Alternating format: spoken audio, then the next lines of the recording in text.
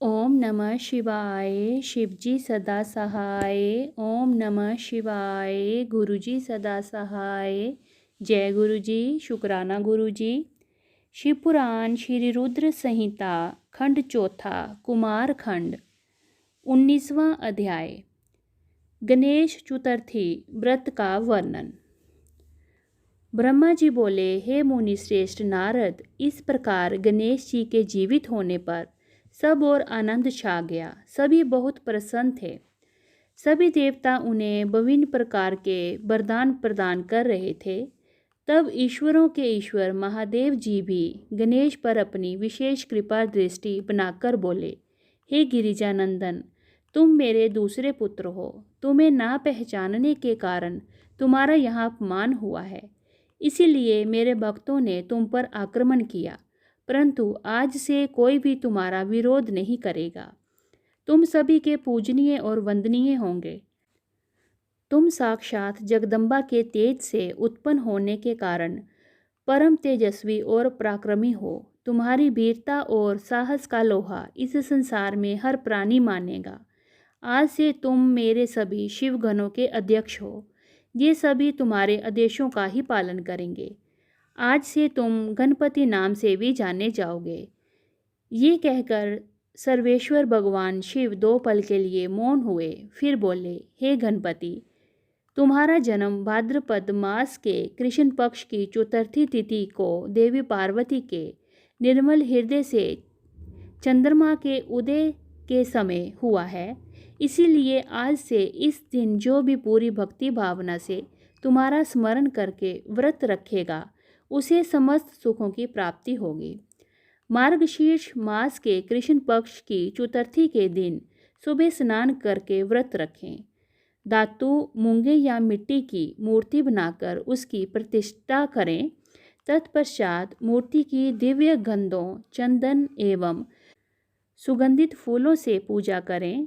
रात्रि में 12 उंगल लंबी 3 गांठ वाली 101 ध्रुवाओं से पूजन करना चाहिए। उसके बाद धूप, दीप, नैवेद्य, तांबूल, अर्घ्य देकर गणेश जी की पूजा करें। बाद में बाल चंद्रमा का पूजन करें। फिर ब्राह्मणों को उत्तम भोजन कराएं। स्वयं बिना नमक का ही भोजन खाना चाहिए। इस प्रकार इस उत्तम गणेश चतुर्थी व्रत को करें। जब व्रत करते करते 1 वर्ष पूरा हो जाए, तब भक्ति भावना से इस व्रत का उद्यापन करना चाहिए। उद्यापन में 12 ब्राह्मणों को भोजन कराएं। व्रत का उद्यापन करते समय पहले से स्थापित कलश के ऊपर गणेश की मूर्ति रखें। वेदी को तैयार कर उस पर अष्टदल कमल बनाकर हवन करें। तत्पश्चात मूर्ति के सामने 2 स्त्रियों व 2 बालकों को बिठाकर उनकी विधि विधान से पूजा करें। फिर उन्हें आदरपूर्वक भोजन कराएं। पूरी रात उनका भक्ति भाव से जागरण करें। सुबह होने पर गणेश जी का पुनः पूजन करें। पूजन करने के पश्चात उनका विसर्जन कर दें। फिर बालकों से भी उनका आशीर्वाद लेकर उनसे स्वस्ति वाचन कराएं और व्रत को पूर्ण करने हेतु श्री गणेश को पुष्प अर्पित करें। तत्पश्चात भक्ति भाव से दोनों हाथ जोड़कर उन्हें नमस्कार करें। हे गणेश, इस प्रकार जो श्रद्धापूर्वक उत्तम भक्ति भाव से तुम्हारी शरण में आएगा और तुम्हें रोज पूजेगा, उसके सभी कार्य सफल होंगे तथा उसे सभी अविष्ट फलों की प्राप्ति होगी। गणेश का पूजन सच्चे मन से सिंदूर, चंदन, चावल, केतकी के फूलों से करने वाले के सभी विघ्नों और क्लेशों का नाश हो जाएगा। उस मनुष्य के अभिष्ट कार्य अवश्य ही सिद्ध होंगे। ये गणेश चतुर्थी व्रत सभी स्त्री व पुरुषों के लिए श्रेष्ठ है। विशेषतया जो मनुष्य अभ्युदय की इच्छा रखते हैं, उन्हें उत्तम भक्ति भावना से इस व्रत को अवश्य करना चाहिए, क्योंकि गणेश चतुर्थी का व्रत करने वाले मनुष्य की सभी इच्छाएं और कामनाएं पूरी होती हैं। इसीलिए सभी मनुष्यों को इस श्रेष्ठ व्रत को पूरा करना चाहिए तथा सदैव तुम्हारी भक्ति भाव से आराधना करनी चाहिए। इस प्रकार त्रिलोकीनाथ भगवान शिव ने अपने पुत्र गणेश को सभी मनुष्यों तथा देवताओं द्वारा पूजित होने का उत्तम आशीर्वाद प्रदान किया। सभी देवता और ऋषि मुनि भगवान शिव के वचन सुनकर बहुत प्रसन्न हुए। उनके आनंद की कोई सीमा ना रही। वह सभी भक्ति रस में डूबकर शिव पार्वती पुत्र गणपति की आराधना करने लगे। ये देखकर देवी पार्वती की खुशी की कोई सीमा ना रही। वह देवताओं को अपने पुत्र गणेश का पूजन करते देख मन ही मन भगवान शिव के चरणों का ध्यान करते हुए उनका धन्यवाद करने लगी। उनका सारा क्रोध पल भर में ही शांत हो गया था।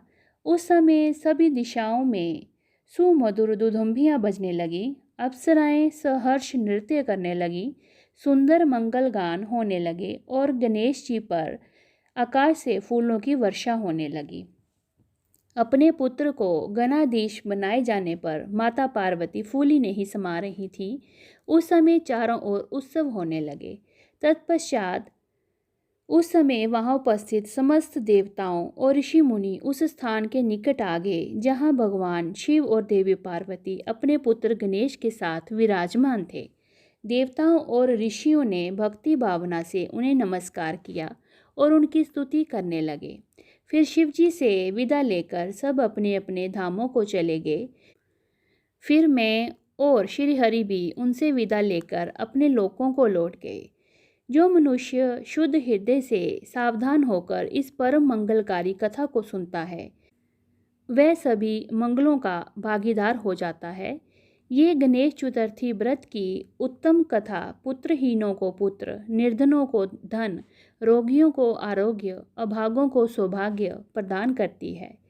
जिस स्त्री का पति उसे छोड़कर चला गया हो, गणेश की आराधना के प्रभाव से पुनः उसके पास लौट आता है।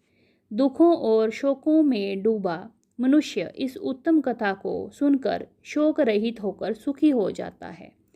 जिस मनुष्य के घर में श्री गणेश की महिमा का वर्णन करने वाले उत्तम ग्रंथ रहते हैं उस घर में सदा मंगल होता है। श्री गणेश की कृपा अपने भक्तों पर सदा रहती है और वे अपने भक्तों के कार्य में आने वाली सभी विघ्नों का विनाश कर उनकी सभी मनोकामनाओं को पूरा करते हैं। इति श्री 19वां अध्याय समाप्त। ओम नमः शिवाय। शिवजी सदा सहाय। ओम नमः शिवाय। गुरुजी सदा सहाय। जय गुरुजी। शुक्राना गुरुजी।